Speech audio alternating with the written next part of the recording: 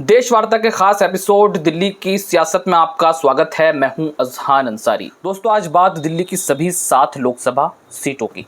दिल्ली में 25 मई को छठे चरण में मतदान होने हैं। 57 सीटों पर कुल मिलाकर वोटिंग होनी है, जिसमें से दिल्ली की 7 की 7 लोकसभा सीटें शामिल हैं। दोस्तों, दिल्ली के अंदर माहौल बहुत ज़्यादा गर्म है और सबकी निगाहें टिकी हुई हैं। दिल्ली के अंदर इंडिया अलायंस जो है वो मजबूती से चुनाव लड़ता नज़र आ रहा है और कांग्रेस पार्टी और आम आदमी पार्टी पहली बार दिल्ली के अंदर गठबंधन करके चुनाव लड़ रही हैं। 4/3 के फॉर्मूले से यहाँ पर चुनाव हो रहा है, यानी 4 सीटें आम आदमी पार्टी लड़ रही है और 3 सीटें कांग्रेस पार्टी। तो सिलसिलेवार तरीके से कौन से उम्मीदवार कहाँ से चुनाव लड़ रहे हैं और वो कौन कौन सी सीटें हैं जो आम आदमी पार्टी के खाते में और वो कौन कौन सी सीटें हैं जो कांग्रेस पार्टी के खाते में, वो हम जानेंगे। दोस्तों, दिल्ली की अगर हम बात करें तो 2014 में भी सभी सीटें भारतीय जनता पार्टी ने यहाँ पर जीती थी। 2019 में भी भारी मार्जिन से सारी सीटें यानी 7 की 7 सीटें यहाँ से भारतीय जनता पार्टी ने जीती। और बात अब 2024 की है। 2024 में भारतीय जनता पार्टी ने सारे उम्मीदवारों को बदल दिया है, सिर्फ एक को छोड़कर, वो है मनोज तिवारी। जी हाँ दोस्तों, तो हम सिलसिलेवार तरीके से पहले ये जानेंगे कि आम आदमी पार्टी की वो 4 कौन सी सीटें हैं जो उसके खाते में आई हैं और आम आदमी पार्टी के उम्मीदवार वहाँ से चुनाव लड़ रहे हैं। और दिलचस्प बात यह है कि दिल्ली के अंदर पहली बार जिस तरीके से मैंने कहा कि दोनों पार्टियां जिनका 36 का आंकड़ा था वो मिलकर चुनाव लड़ रही हैं भारतीय जनता पार्टी के खिलाफ। तो आम आदमी पार्टी कहाँ से लड़ रही है? न्यू दिल्ली से आम आदमी पार्टी के खाते में न्यू दिल्ली लोकसभा सीट आई है, साउथ दिल्ली लोकसभा सीट आई है, ईस्ट दिल्ली और वेस्ट दिल्ली, ये 4 सीटें हैं। कांग्रेस पार्टी के खाते में है north east Delhi, north west Delhi और चांदनी चौक। तो अब हम सिलसिलेवार तरीके से नज़र डालेंगे उम्मीदवारों पर। कौन उम्मीदवार हैं, कहाँ से हैं, क्या बैकग्राउंड है और कैसा चुनाव उनका चल रहा है। तो बात नई दिल्ली की। नई दिल्ली से आम आदमी पार्टी ने सोमनाथ भारती को उम्मीदवार बनाया है। सोमनाथ जो भारती हैं वो मालवीय नगर से 2 बार के विधायक हैं और वर्तमान में दिल्ली जल बोर्ड के उपाध्यक्ष भी हैं। वहीं दूसरी तरफ भारतीय जनता पार्टी ने बांसुरी स्वराज का उतारा है। बांसुरी स्वराज सुषमा स्वराज की बेटी हैं। सुषमा स्वराज जो हैं वो दिल्ली की मुख्यमंत्री रही हैं और केंद्र में कैबिनेट मंत्री भी रही हैं। ये उनकी बेटी हैं, तो मुकाबला वहाँ पर भी दिलचस्प होता नज़र आ रहा है। दक्षिणी दिल्ली की। दक्षिणी दिल्ली में आपने सहीराम पहलवान को उतारा है। सहीराम पहलवान तुगलकाबाद से विधायक हैं। अच्छे खासे मार्जिन से वो अपना विधानसभा चुनाव जीतता आ रहे हैं। वहीं बीजेपी ने रामवीर सिंह बिदोड़ी को उतारा है। रामवीर सिंह बिदोड़ी बदरपुर से विधायक हैं और दिल्ली विधानसभा में नेता प्रतिपक्ष लीडर ऑफ अपोजिशन हैं। और पूर्वी दिल्ली ईस्ट दिल्ली से आम आदमी पार्टी ने कुलदीप कुमार को प्रत्याशी बनाया है। कुलदीप कुमार काफ़ी चर्चा में बने हुए हैं, रहते हैं, कोंडली से विधायक हैं और बीजेपी ने वहाँ से डॉक्टर हर्ष मल्होत्रा को उम्मीदवार बनाया है। तो दिल्ली की ईस्ट सीट पर भी जो मुकाबला है वो बड़ा दिलचस्प होता दिखाई दे रहा है। चौथी सीट है आम आदमी पार्टी की पश्चिमी दिल्ली यानी वेस्ट दिल्ली। वेस्ट दिल्ली से महाबल मिश्रा चुनाव लड़ रहे हैं आम आदमी पार्टी के, जो वर्तमान में द्वारका से एमएलए हैं।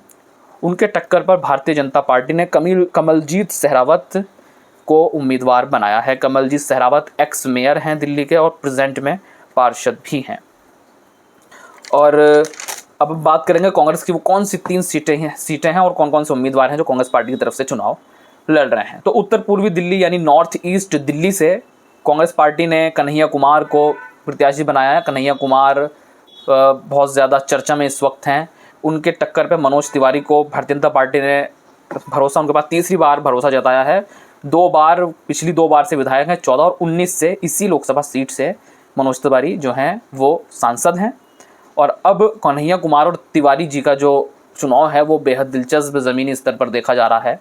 अब देखना होगा कि आखिर कन्हैया कुमार यहाँ पर कैसा परफॉर्मेंस करते हैं। नंबर 2 जो कांग्रेस के खाते की सीट है वो है नॉर्थ वेस्ट दिल्ली यानी उत्तर पश्चिमी दिल्ली, जहाँ से डॉक्टर उदित राज प्रत्याशी हैं कांग्रेस पार्टी के।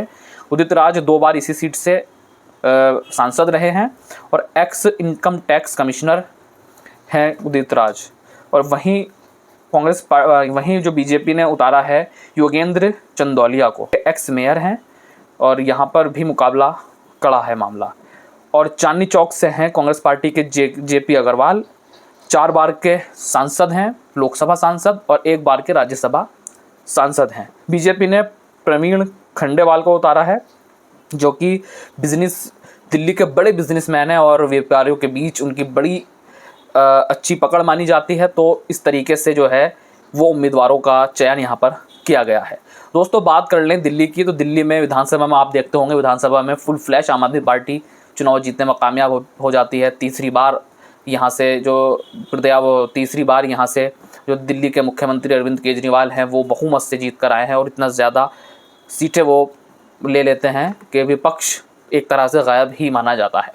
लेकिन वहीं बात कर लें लोकसभा में उतने वोट लेने में सक्षम क्यों नहीं हो पाते, इस पर भी हम चर्चा करेंगे। और अगर मैं बात करूं तो देशवार्ता की अपने एग्जिट पोल की बात करूं तो दिल्ली की सातों सीटों पर मुकाबला कड़ा है। इंडिया अलायंस जीत दर्ज कर सकता है। जी हाँ दोस्तों, बड़ा दावा ये देशवार्ता की तरफ से किया जा रहा है कि सातों की 7 सीटें इंडिया अलायंस के खाते में आ सकती हैं। बीजेपी को नुकसान हो सकता है क्योंकि बीजेपी ने यहाँ पर सारे उम्मीदवार बदल दिए मनोज तिवारी को छोड़कर। तो कहीं ना कहीं उम्मीदवारों को बदलने के पीछे क्या रणनीति है, जो जानकार हैं वो ये मान रहे हैं कि एंटी इनकम्बेंसी के चलते भारतीय जनता पार्टी ने ये दांव खेला है ताकि जो नया उम्मीदवार है वो आ सके और लोगों की जो सांसदों के प्रति नाराज़गी है वो कहीं ना कहीं दूर हो सके। लेकिन हम अगले एपिसोड में जानेंगे। इस एपिसोड में फ़िलहाल हम इतनी ही बात करेंगे और अगले एपिसोड में हम आपको विश्लेषण के साथ, सटीक विश्लेषण के साथ ये बताने की कोशिश करेंगे कि आखिर सीट दर सीट पर कैसा मुकाबला है और इंडिया अलायंस कैसे चुनाव जीत सकता है। इस पर भी हम चर्चा करेंगे, आंकड़ों के साथ आपके सामने आएंगे। और फिलहाल इस वीडियो में मुझे दीजिए इजाज़त। अगली वीडियो के लिए हमारे चैनल को सब्सक्राइब कर लें और बेल आइकन को दबा दें ताकि जो हमारी इस खास एपिसोड की अगली जो पेशकश है, अगला जो पार्ट है वो आएगा ताकि आप सबसे पहले देख सकें। इसलिए सब्सक्राइब कर लें और चैनल को, इस वीडियो को भी शेयर कर दें।